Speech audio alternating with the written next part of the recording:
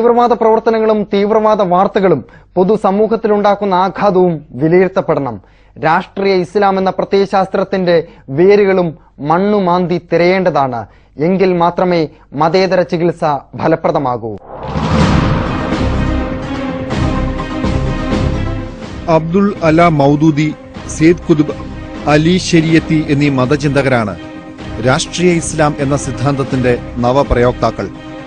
മൗദൂദിസത്തെ പിന്തുടരുന്ന ജമാഅത്തെ ഇസ്ലാമിയുടെ വിദ്യാർത്ഥി സംഘടനയായിരുന്നു സിമി.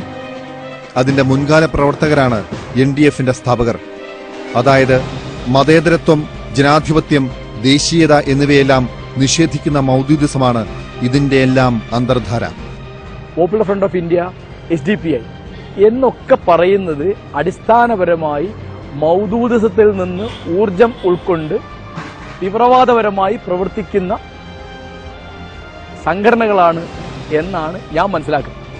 ആളുകൾ ആയുധം കയ്യിലെടുത്ത്, നിയമം കയ്യിലെടുത്ത്, അക്രമം കാണിച്ച്, ഹിംസ കാണിച്ച് ഒരു പ്രശ്നവും പരിഹരിക്കാൻ സാധിക്കുകയില്ല എന്നാണ് എന്റെ വിചാരം. ഉത്തരാധുനികതയുടെ ഭാഗമായി പിറവികൊണ്ട പരിപ്രേക്ഷ്യങ്ങൾ ഇസ്ലാമിസത്തിന്റെ ആശയപ്രചാരണത്തിനുള്ള ധാരകൾ തുറന്നുകൊടുത്തു. വംശീയ സ്വത്വത്തിൽ അധിഷ്ഠിതമായ സങ്കുചിതവാദങ്ങൾ ഇതിന്റെ മറവിൽ ഒളിച്ചു കടത്തപ്പെട്ടു. മാത്രവുമല്ല, പലസ്തീനിലടക്കം മുസ്ലിങ്ങൾ നേരിടുന്ന ദുരിതം കേരളത്തിലേക്കും സന്നിവേശിപ്പിക്കപ്പെട്ടു. ഈ തന്മയീഭാവത്തിന് കാരണം പാൻ ഇസ്ലാമിസം എന്ന ചിന്താധാരയാണ്. ഈ സംഭവമായിട്ട് ബന്ധപ്പെട്ട് എനിക്ക് തോന്നിയിട്ടുള്ളത് ക്രിസ്ത്യൻ മുസ്ലിം പ്രശ്നമായിട്ട് മാറ്റാനുള്ള ഒരു ഗൂഢതന്ത്രം അതിന്റെ പിന്നിലുണ്ടെങ്കിൽ അത് വളരെ അപകടകരമാണ്. അതിന് ഞാൻ ഈ പറഞ്ഞ പാൻ ഇസ്ലാമിക് രാഷ്ട്രീയമായിട്ട് ബന്ധമുണ്ട്. സാമുവൽ ഹണ്ടിങ്ടണൊക്കെ പറഞ്ഞിട്ടുള്ള രണ്ട് ഇസ്ലാമും ക്രിസ്ത്യാനിറ്റിയും തമ്മിലുള്ള സംഘർഷമാണ് വരാൻ പോകുന്നത്. അതിന് ഈ പറഞ്ഞ മുസ്ലിം തീവ്രവാദം വളരെ ശക്തമായിട്ട് ഉപയോഗപ്പെടുത്തിയിട്ടുണ്ട്. ഹിന്ദുത്വ ഫാസിസത്തിനെതിരെ സംഘടിതമായ പ്രതിരോധം വേണമെന്ന വാദവുമായാണ് മിക്ക തീവ്രവാദ സംഘടനകളും രംഗത്തെത്തിയത്.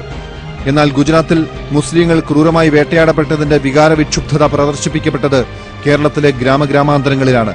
ഇത് ഫലത്തിൽ ഹിന്ദുത്വധാരകൾക്ക് സഹായകമാവുകയും ചെയ്തു. ഇപ്പം ശരിക്കും അവർക്ക് ഗുണകരമായിട്ടത് ഉപയോഗപ്പെടുത്തുകയും ചെയ്യുന്നത് എന്ന് പറഞ്ഞാൽ ഇത് ഒരു ക്രിസ്ത്യൻ മുസ്ലിം പ്രശ്നം ആണ്. അപ്പം മുസ്ലിം വിരുദ്ധതയ്ക്ക് ഒരു പുതിയ മാനം ഉണ്ടാക്കി കൊടുക്കാനുള്ള അവസരമായിട്ട് അതിനെ അവർ ഉപയോഗിക്കുന്നത്. തന്ത്രപൂർവ്വം അവരത് ചെയ്യുന്നുണ്ട്.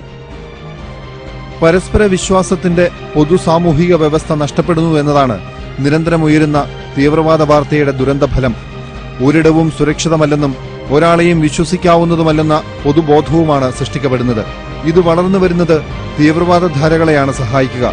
അതുകൊണ്ടാണ് സംഹാരത്തിന്റെ പ്രത്യയശാസ്ത്രങ്ങളുടെ അവസാന ബിന്ദുവും തുടച്ചു നീക്കപ്പെടേണ്ടത് അനിവാര്യമാകുന്നത്.